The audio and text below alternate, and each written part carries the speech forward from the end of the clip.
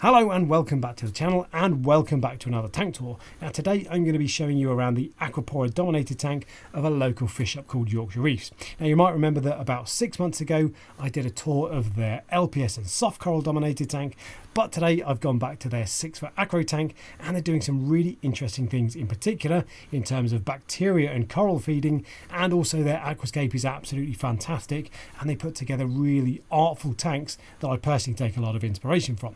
So without further ado, I'm going to hand over to interview Alex, who will introduce you to Saf and Duncan. Right, I'm here with Duncan and Saf at Yorkshire Reefs. How you doing? Yeah, really good, thank you. Yeah, nice to see you again. Yeah, it's been well. Last time I was here, we were looking at that tank at the end, which is also looking fantastic as well. But today, we are here for the SPS tank.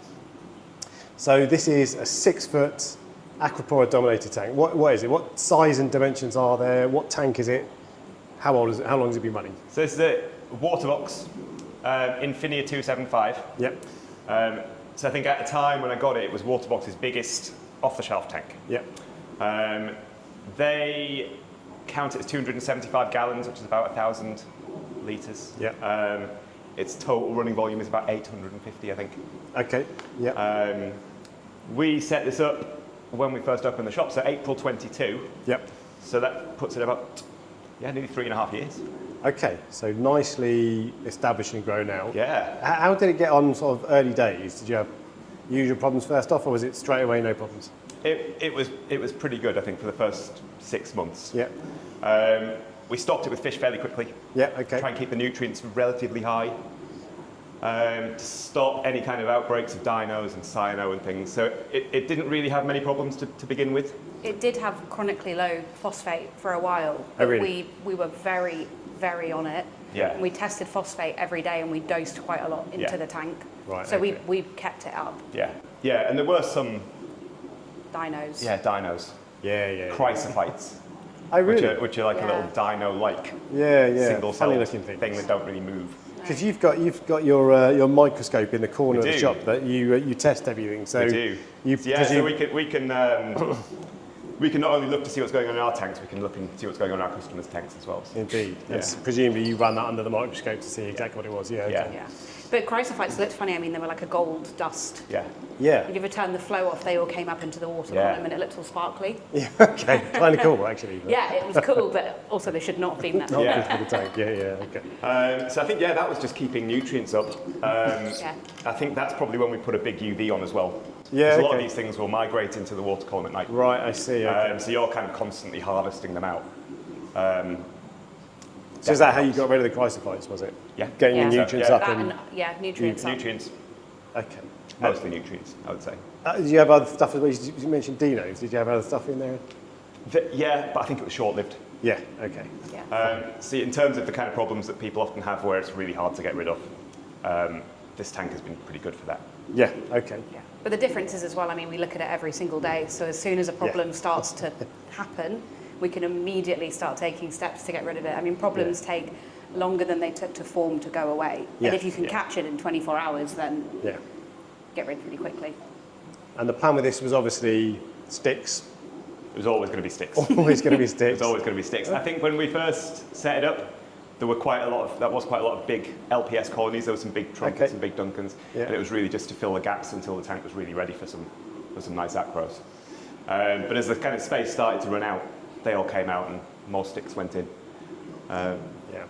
Pretty much everything has gone in as a frag. Really? Okay. Yeah. Pretty much all- everything. Pretty much everything. There were a few maricultured colonies Okay. that have gone in, but yeah, most of it has gone in as frags. Yeah. Either frags that we've had for years, or frags that have been donated for us and we've swapped with customers. And You've got, so that's a barley green slimer in the back, right? It is.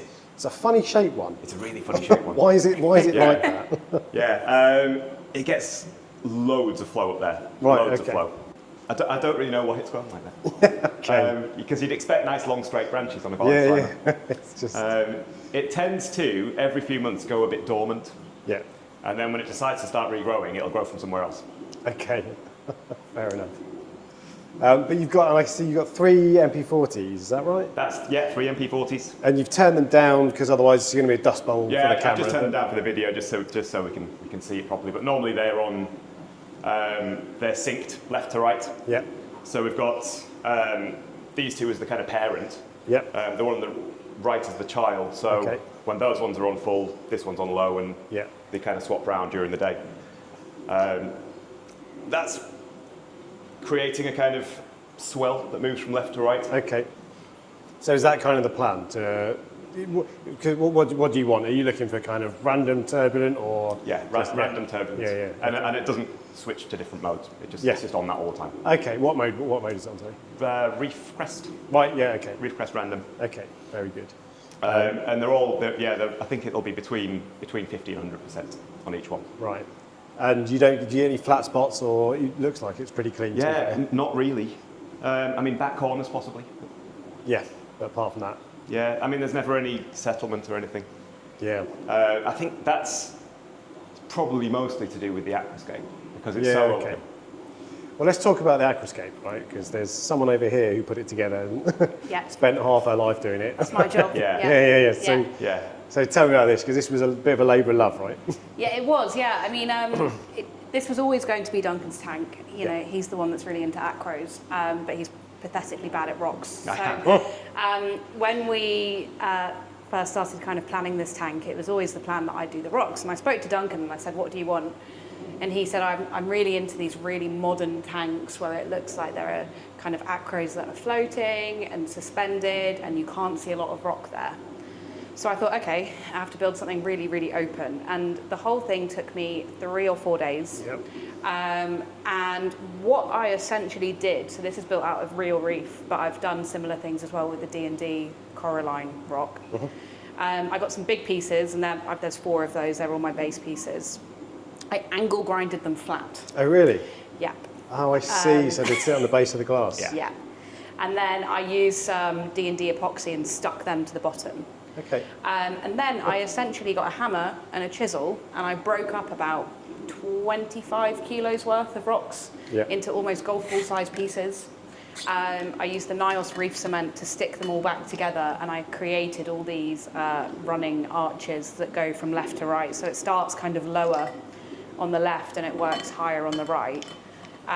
If you look from, and this was part of my plan also, if you look from this side, you can almost see every single coral going all the way up. So as soon as you walk in the door, this is the entrance. Right.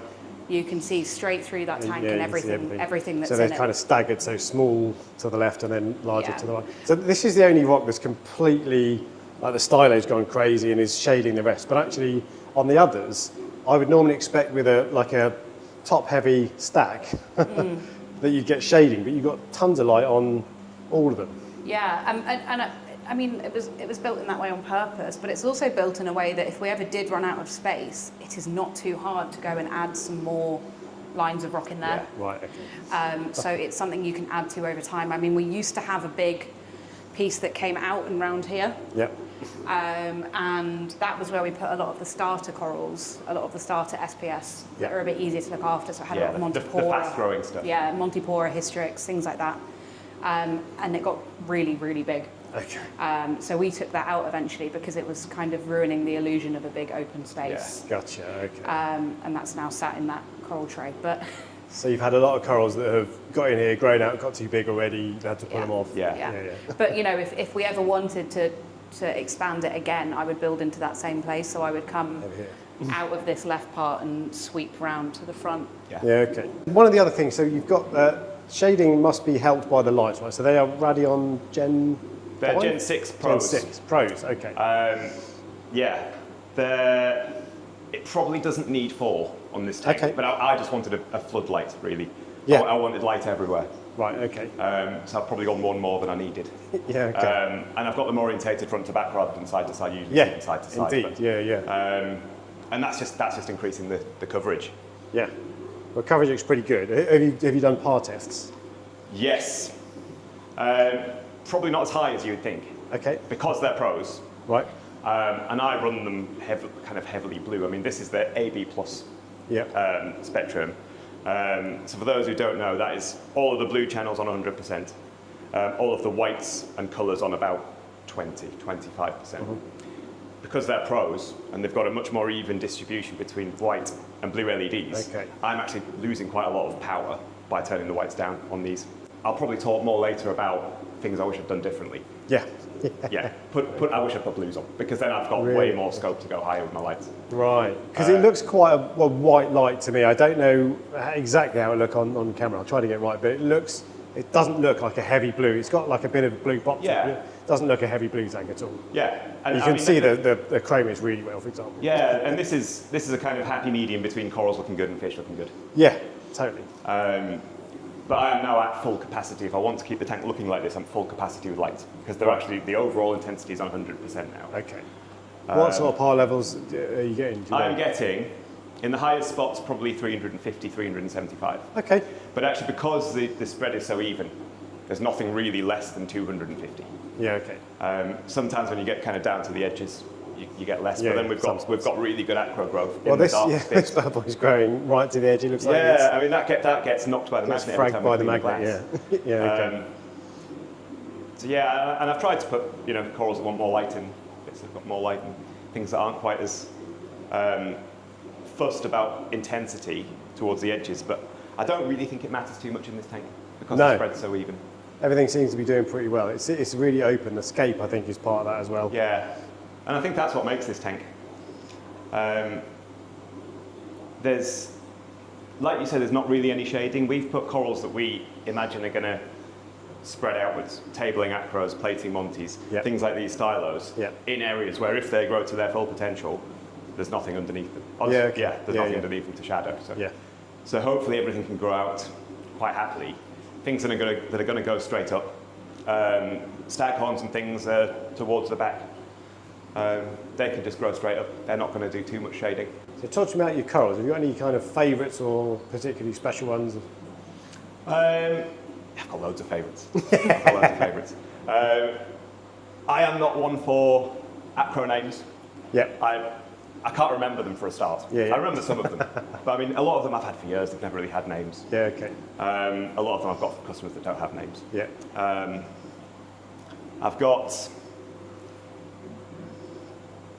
Jason Fox Flame. That's the one that's That's probably my favourite acro in there. Really and that nice. was a gift from our friend Christian Pond, Signature Frags. Yeah. I know he likes to kind of spread out some of his stuff to different tanks, just as a bit of an insurance. I've got a few bits in there.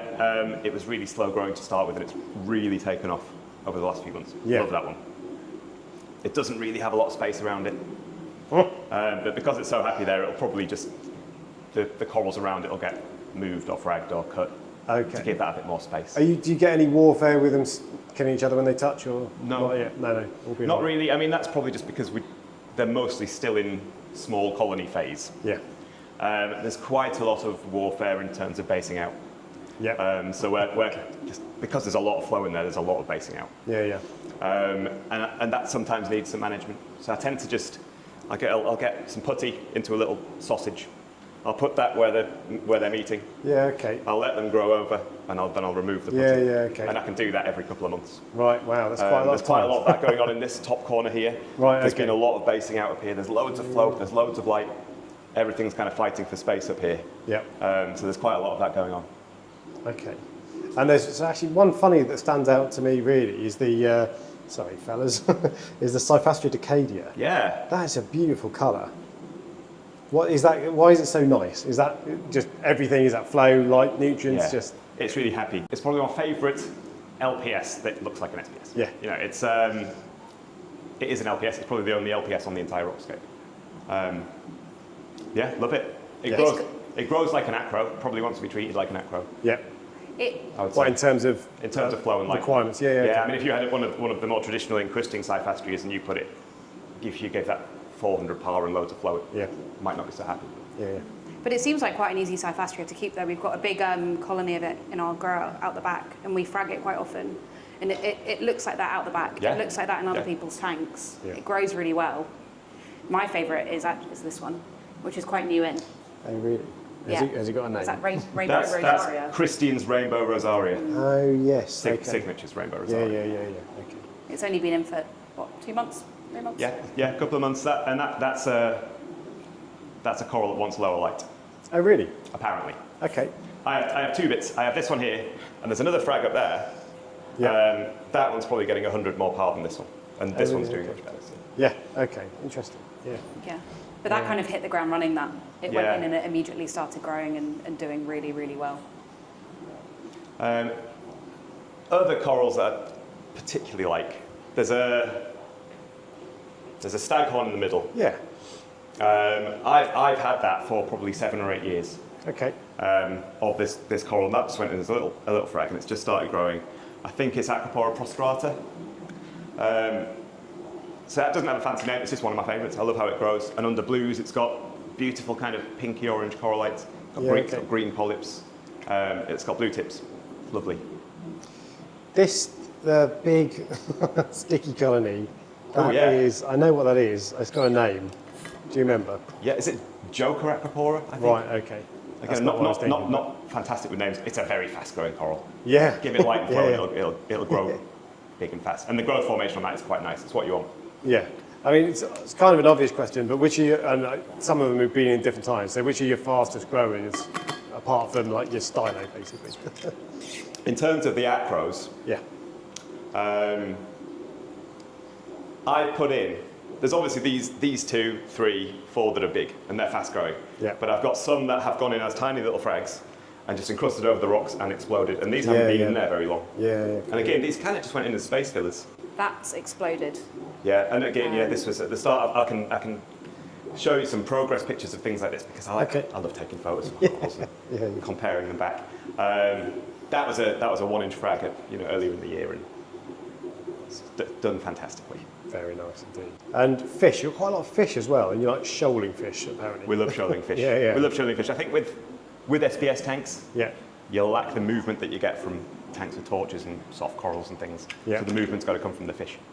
Otherwise, it will be off. If you've got a big SPS tank and all you've got in there is, 5 big tangs or things like that, it doesn't look natural to me. Yeah.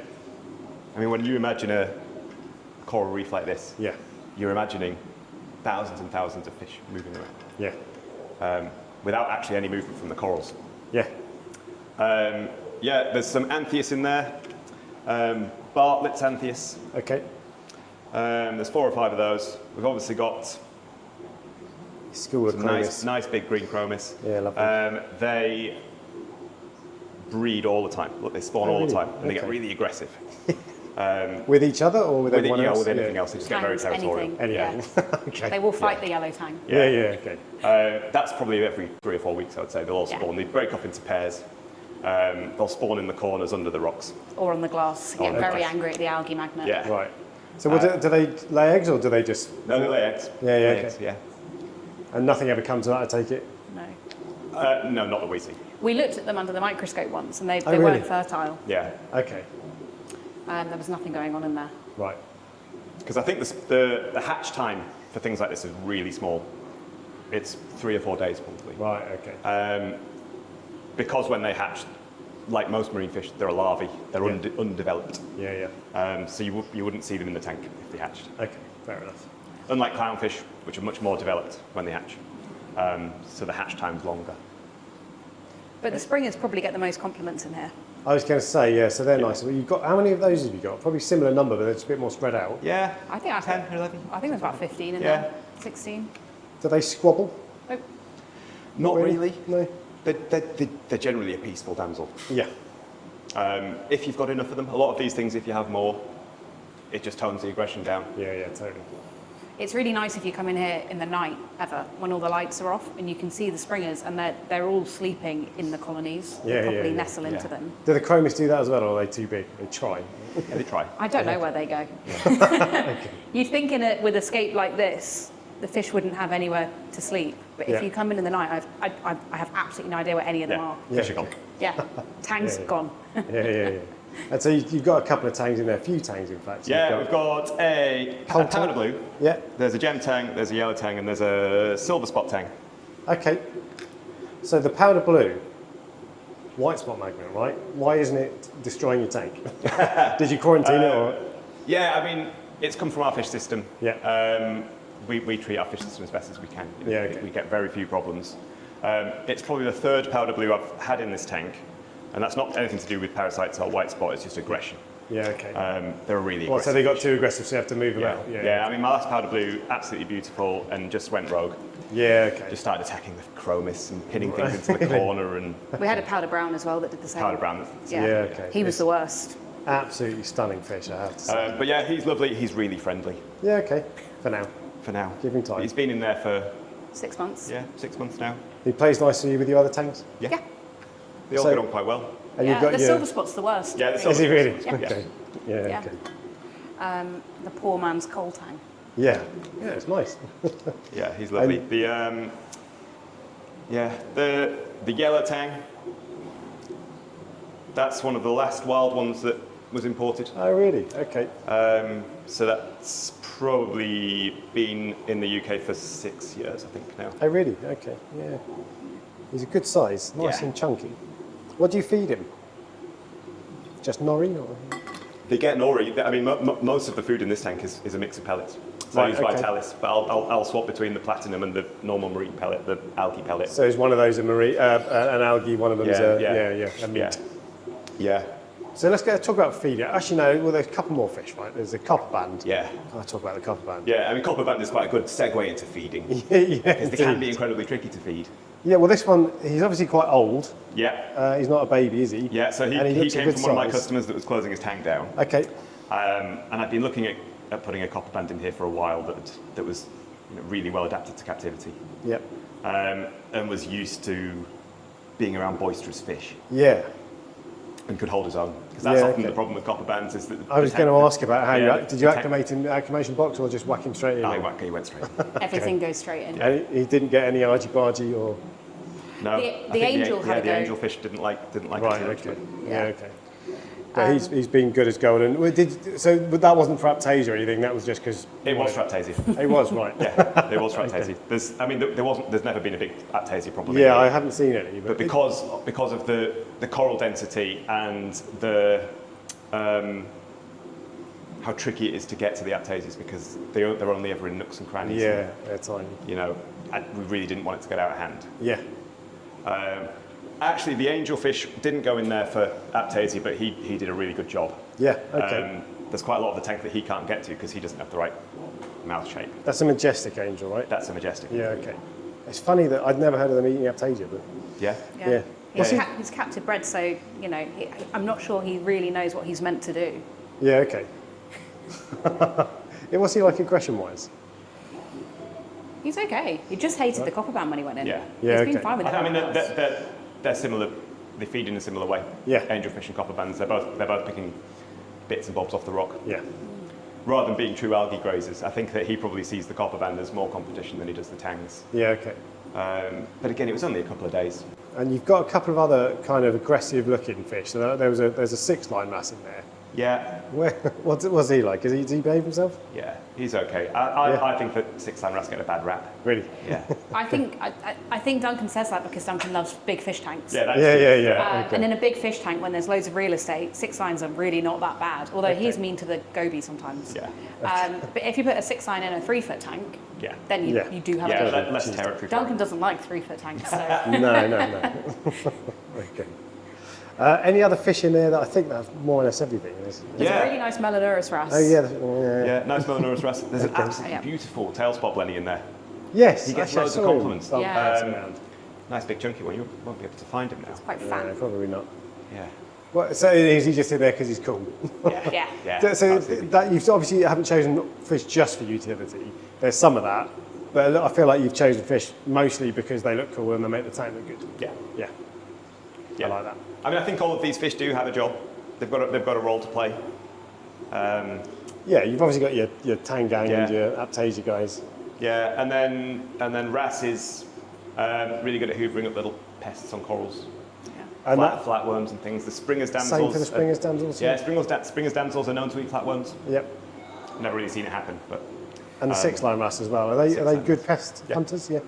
yeah, really good. Always pecking around the bases of corals. Yeah, yeah. And, It's a bit thin on wrasses in here because there isn't a jump net. yeah. Yeah. Okay. then So everyone's- you haven't had anyone jump? You never have a jump net on at all? We've never had a jump net on this tank. Really? And no one's jumped out? No, one Amphias. An Amphias. An Amphias. Yeah. Okay. Yeah. Yeah, And that was that was years ago. yeah. What would I put that down to? Low aggression, I think. Yeah, okay. There's not much aggression, so you don't tend to get any flighty fish really. And lots of food, presumably. Lots of food. So talk about me feeding then. How much do you feed and what do you feed? So we feed all of the fish in the shop probably once an hour. Oh, really? We're always just kind of going around, we'll feed the fish system, we'll feed this, we'll feed this. Yeah. We've usually got a big bottle of frozen food on the go that we can squeeze into all the tanks. Probably 3 or 4 times a day in this tank. And then pellets. Mainly because the copper band eats pellets. Really? Yeah, okay. Yeah. Which we can demonstrate maybe. Let's do that. It's really entertaining. When we got the copper band, actually, the man who shut his tank down said, "Oh, he only eats mysis, so be prepared to be feeding mysis all the time." Yeah. And we thought, okay, well that's fine. We feed mysis all the time anyway. But a couple of weeks in this tank, and he just started eating pellets of his own accord. He tends to go to the sandbed and just start picking them up. Yeah, how funny.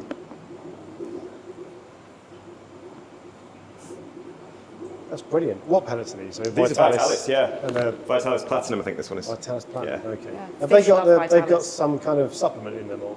Yes. Yeah. I probably couldn't tell you Yeah. what makes it platinum. If anyone from Vitalis is watching, Yeah, okay. But you feed leave quite. a comment. You obviously feed quite liberally. You're chucking a ton of food in there. That is a small amount. That Okay. is a fairly small amount. That will be gone in the next minute or so. Yeah, okay. And so did you say that's 3 or 4 times a day with this? Yeah, probably It's 3 not- or 4 yeah. times pellets, 3 or 4 times frozen.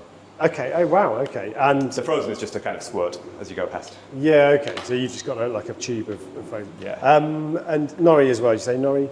Nori when I remember, really. Yeah. Maybe Yeah. once a week. Okay.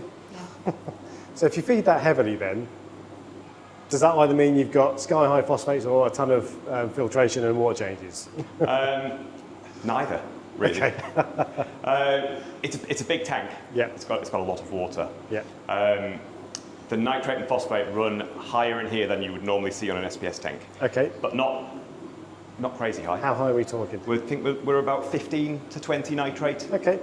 and probably 0.1 to 0.15 phosphate, I would Yeah. say, something like that, which I think is quite balanced. I mean, I find that having your nutrients balanced is way more important than where they are. Yeah. That's what corals seem to like. That's my experience of especially acros. So in terms of filtration, what have you actually got? Is it just skimmer in a filter bowl or? Yeah, we've got the big Red Sea reef mat, Yeah. and there are quite a lot of the max spec biospheres Yeah. Okay. in the Right. sump. I've got a big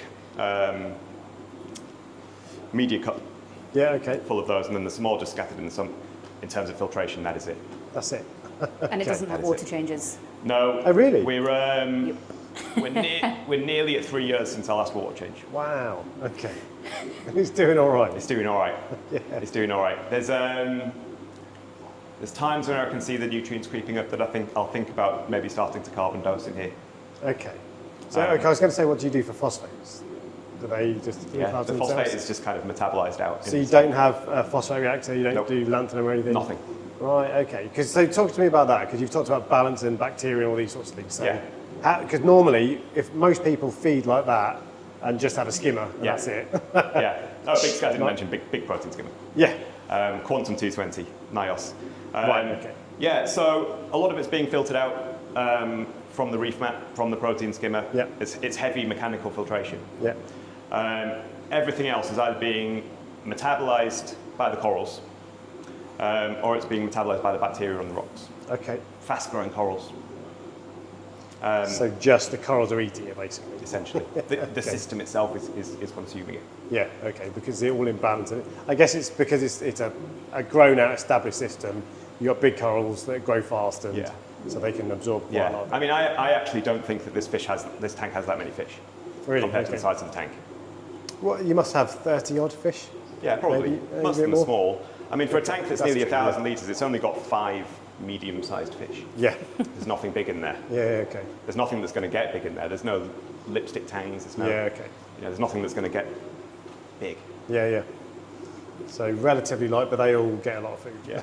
Yeah. And they're all quite healthy, right? Yeah. If the nutrients do tend to creep up, we will cut back on the feeding a little bit. Yeah. Okay. And we are mindful of that. And then once they're back down, we are back to lobbing food in. Yeah. But that happens rarely, though. I mean, they Yeah. only tend to creep up maybe once every 6 to 8 weeks. Yeah, the feeding really ramped up when the copper band went in, just to make sure that Right, it got established. And have you kept it at that level higher because of I think I'm starting to ease off a little bit now, as you can see your nutrients creeping up a little bit. Okay. Do you notice a difference in the corals with when the nutrients go up? No. No? No. I think the best the corals have ever looked has been when the nutrients have been higher. Yeah, okay. The fluffiest acros tend to happen when the phosphates are really high. Yeah. Yeah, okay. Actually, temperature as well. You said, I think you run it at 25 Yeah, degrees. 25 and a half, I think my controller is set to. But you had a temperature spike recently. Yes, entirely of my own making. Okay. So we have a big tower fan that we normally have on a bracket on top of the tank. Yeah. So that's a big, powerful fan, loads of spread, and I it's really close to the water. I see the bracket. I see what you're talking about. There it is. That normally sits on top. It looks terrible, but it does a really good job. It does a great job. Yeah. And just I'm quite forgetful. I was in there. I was taking some frags. I couldn't see because the fan was blowing on the surface, so I turned it off. Went home. Forgot to turn it back on. Okay.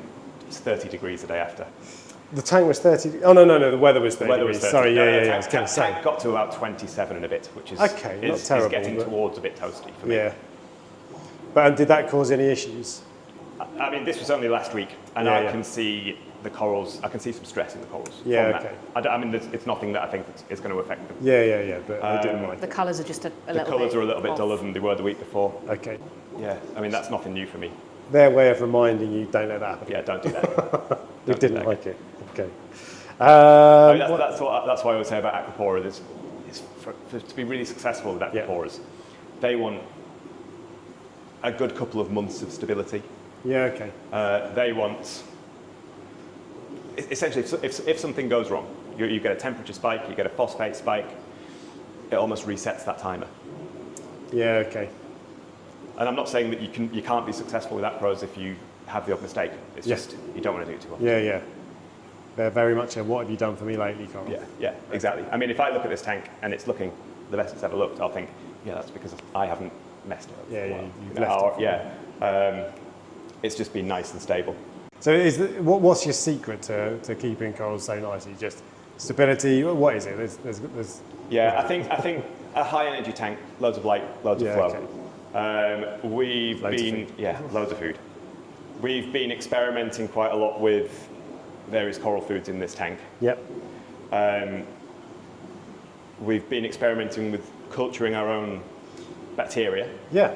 Which I think I mentioned to you last time. You did. I feel like that kind of method of keeping acros or feeding acros is becoming more popular as people start to understand what it is that they actually want. So what does that actually entail then? So the culturing of the bacteria is essentially using off-the-shelf bacteria that we could sell or anyone could sell, and feeding that to your acros.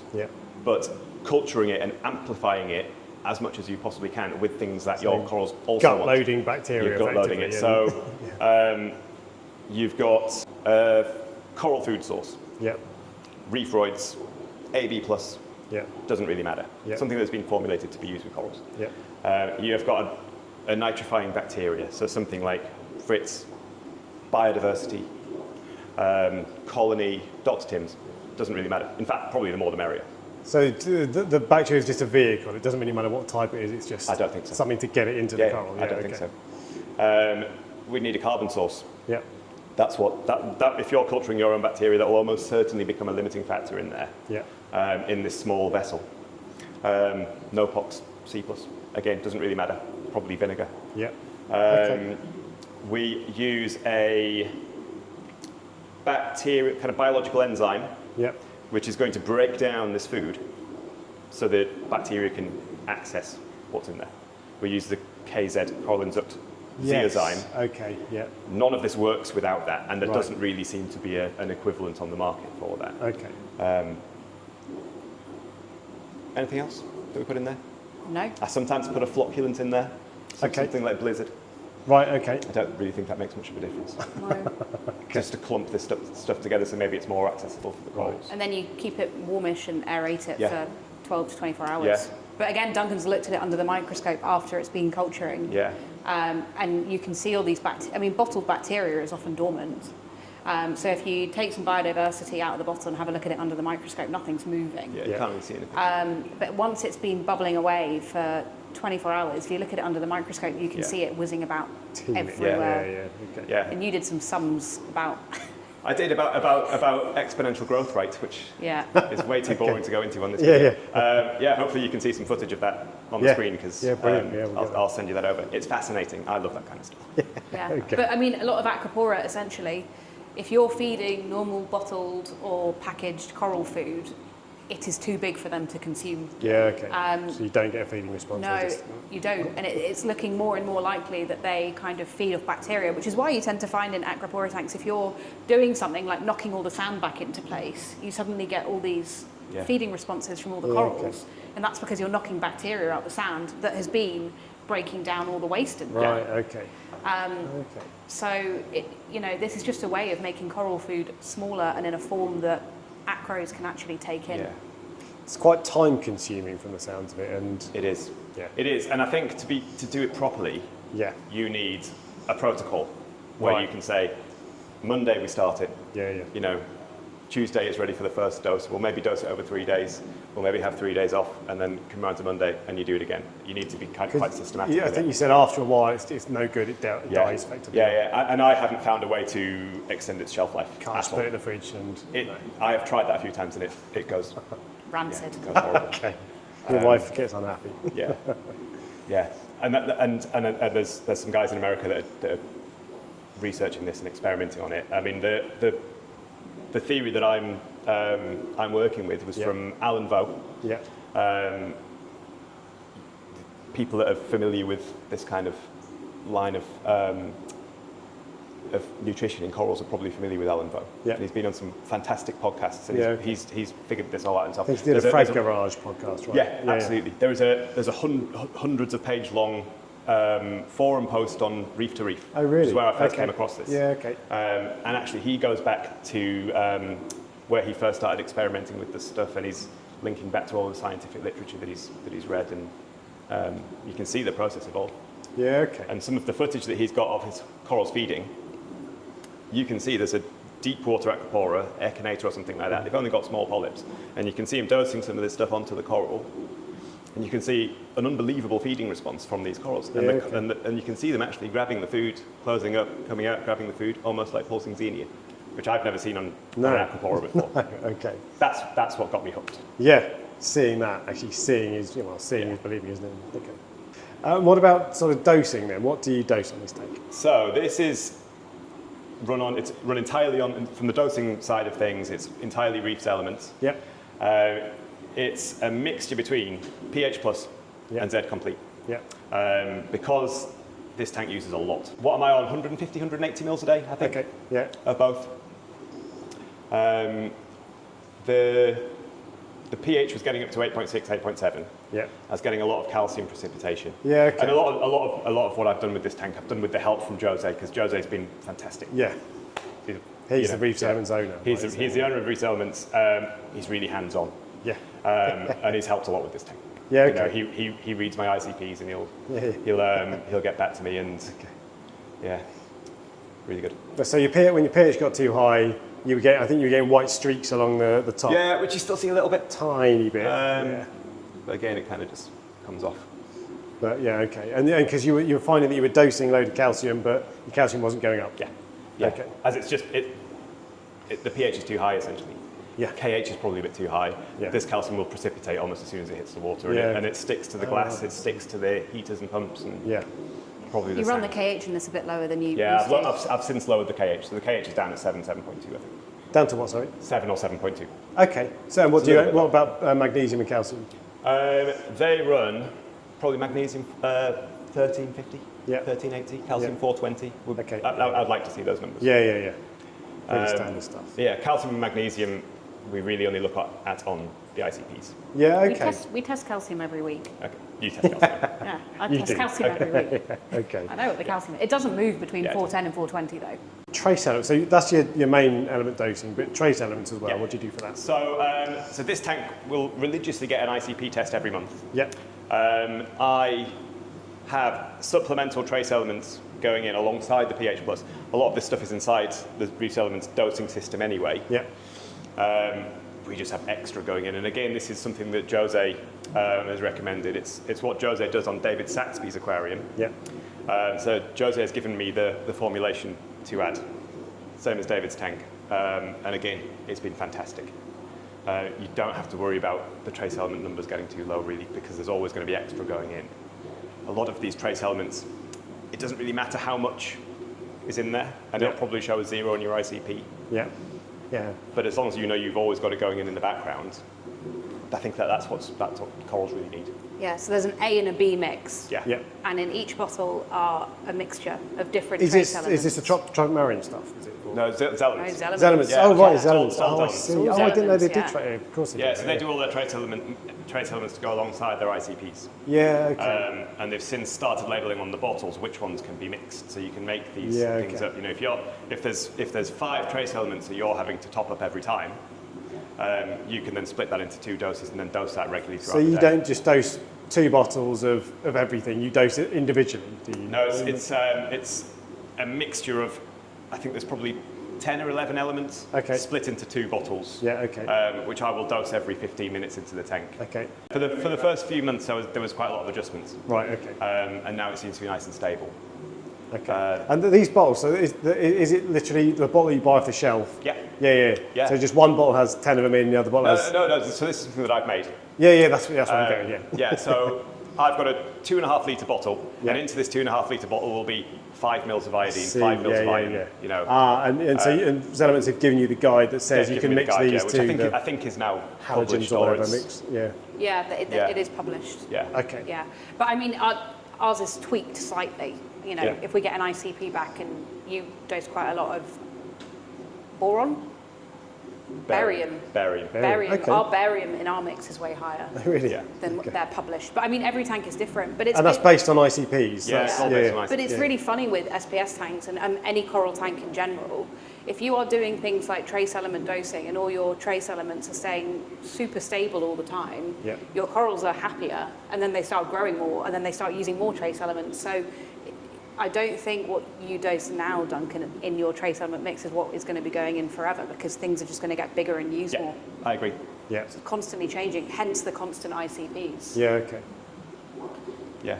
And I think if you're going to keep your light as high as it is in a tank like this, in any acro tank, you do have to be really on it with ICPs. Yeah, okay. Because a lot of those elements are protecting the corals from that par. Yeah, okay. Which ones specifically is it? Fluoride. Really? That's the first one that comes to mind. I think. Iodine as well. okay. Iodine, Yeah, okay. absolutely. I mean, fluoride is one that it's not something that you can see on your standard ICP.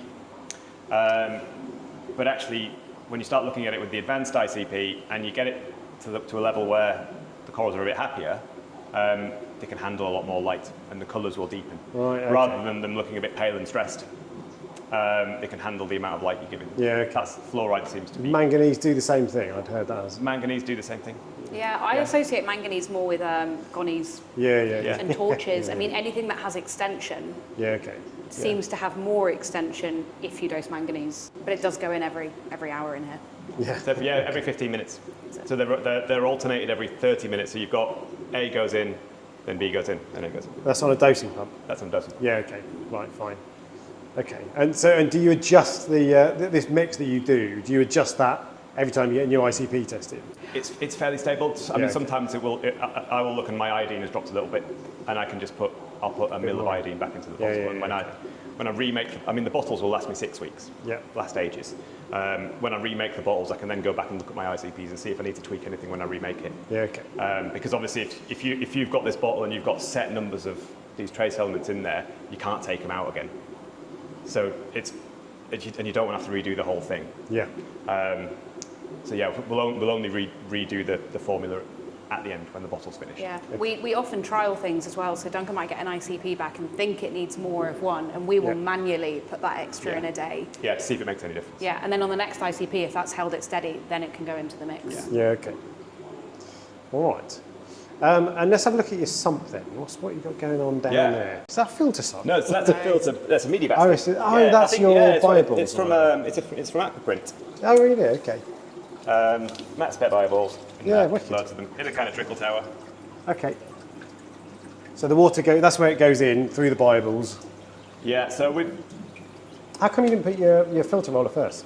Just space. right. So this tank is slightly different to standard tanks in that it has 2 main overflows and 1 emergency, rather than having 1 main and 1 emergency. Right. So I've got the water split 50-50 half of it going into the reef mat, half of it going into the filter sock. Oh, interesting. That's cool. And you can still have a nice balanced weir with it split both ways. So half of it is going through the reef mat straight into the return section. The other half is coming through the biological media and into the protein skimmer. That's it. Apart from that, you've got big old skimmer. That's a 220. That's a Quantum 220. Okay. There's a UV hidden I've got down the back. you can't really see it from here, but I've got a UV mounted onto the back. Okay. You can see it looping over. Is that a Delta? That's a Deltec. Okay. I can see the little glowing bit. Yeah, it's a 39, I think, that one. Right. Okay. And then there's a heater. There is a single heater. Is that one a heating controller?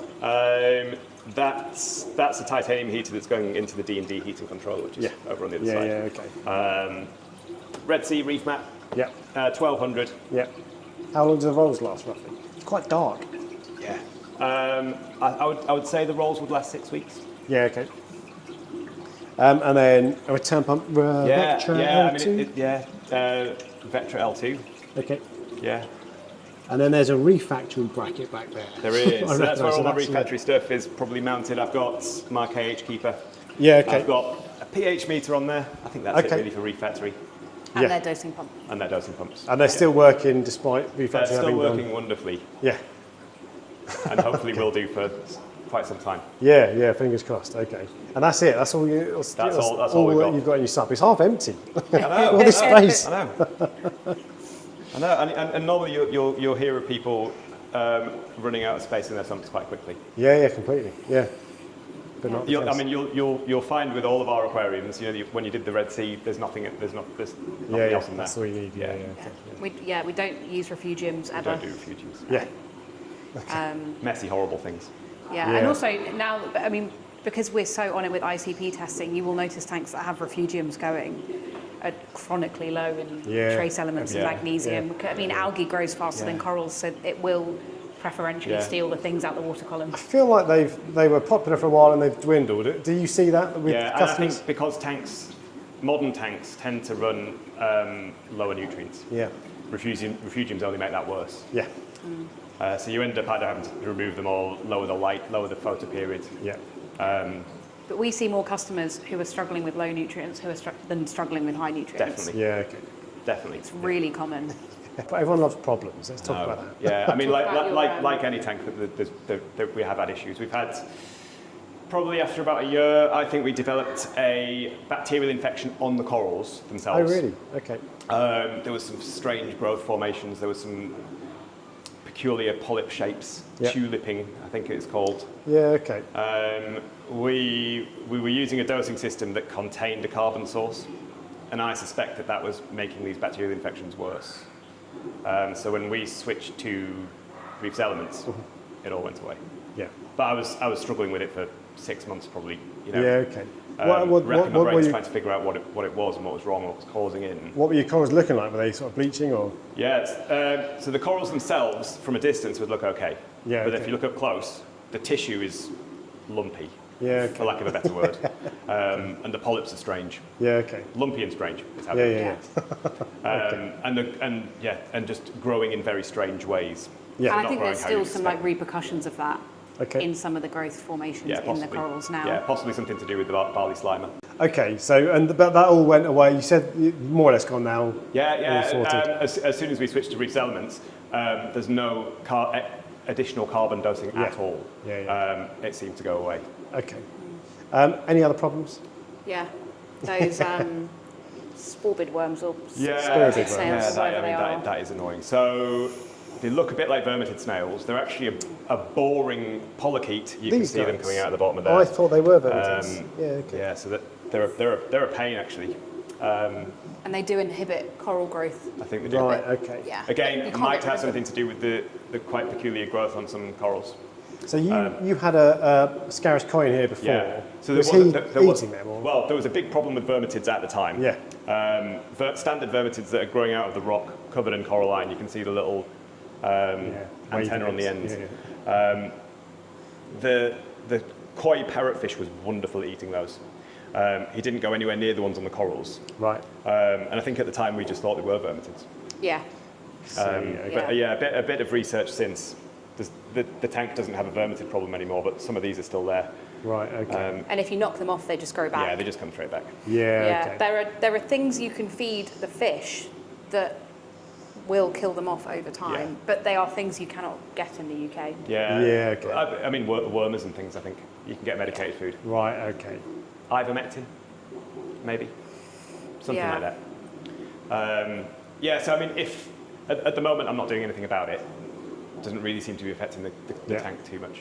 No. But there are things I can do to combat it if I need to. If it becomes a bigger issue. Yeah, if it becomes a bigger issue. And actually, this isn't a problem as such, but I'm just looking at the Majestic Angel, and you mentioned that he likes to nip basically everything. Yeah, he's a fairly gentle nipper. Yeah. I'd say. Yeah, it's more like a little kiss. I think he will cruise along and he'll have a bit of a nip on pretty much everything in there. Yeah. He's not really doing any damage, but I suspect the polyp extension would be a lot better if he wasn't there. Yeah. But yeah, he's a cool little fish. We've had him since he was an inch long. He was a captive bred. You've got a few big fleshy LPS though. He doesn't seem to touch them. They look fine. They look right. Yeah, it's just the sticks. Yeah. Yeah, but it's hard. I mean, is he eating something off them? Yeah. Or is he just nipping them for fun? Yeah. Indeed. Well, that's just his natural grazing behaviour, isn't it? So, yeah, absolutely. Yeah. If we feed him quite heavily, he doesn't do it as much. Okay. Which we do.